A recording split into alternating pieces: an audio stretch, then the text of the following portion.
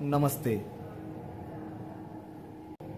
ये मेरा पिताजी है जो एक गंभीर बीमारी से गुजर रहा है और जो भी मेरे पास पैसे थे वो मेरे पैसे रिपोर्ट में सारा ख़त्म हो गया है। और मैंने मेरे गांव में चास, बोकारो, धनबाद, रांची काफ़ी जगह इलाज की कोशिश की, लेकिन डॉक्टर ने खास ट्रीटमेंट नहीं किया। डॉक्टर वहाँ पर चिकित्सा के बारे में हमको बताया नहीं।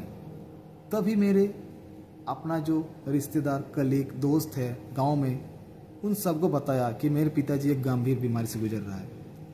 तो उन्होंने कहा कि एक काम करो, कुछ मुझसे पैसे लेकर, कुछ आसपास पड़ोसियों से चंदा इकट्ठा करके तुम भिलोर चले जाओ।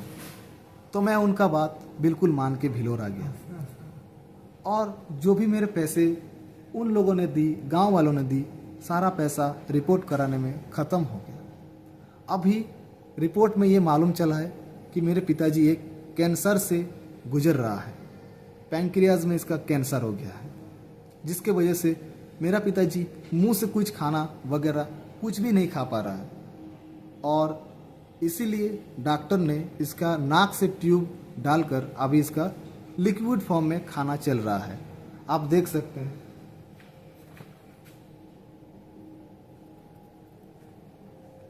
तो मैं आपसे एक स्टेटमेंट शेयर करना चाहता हूँ जो डॉक्टर ने दिया है कि इसका जो ऑपरेशन कॉस्ट है वो करीब करीब 5 लाख रुपया सिर्फ ऑपरेशन का बताया गया है, क्योंकि एक बीमारी कैंसर है, इसीलिए।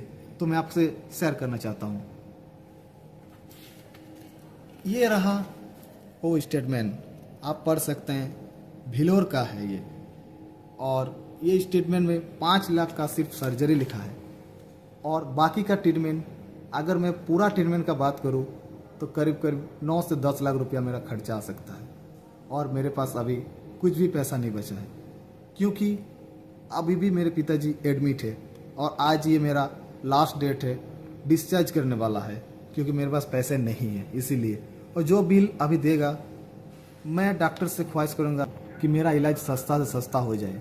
लेकिन डॉक्टर से हाथ पांव जोड़ने के बावजूद भी डॉक्टर सिर्फ कहता है कि ये हॉस्पिटल प्राइवेट है और मैं यहाँ कुछ नहीं कर सकता हूँ, क्योंकि ये मेरे बाप का हॉस्पिटल नहीं है।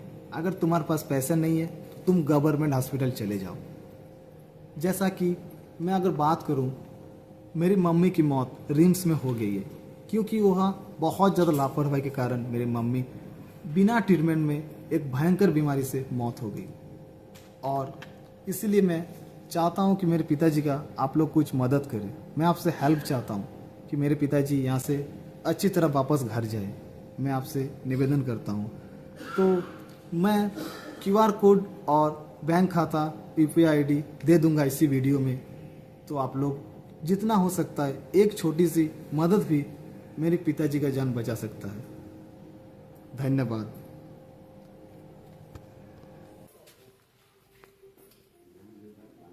मॉनिटर ले, मॉनिटर के ले, चल।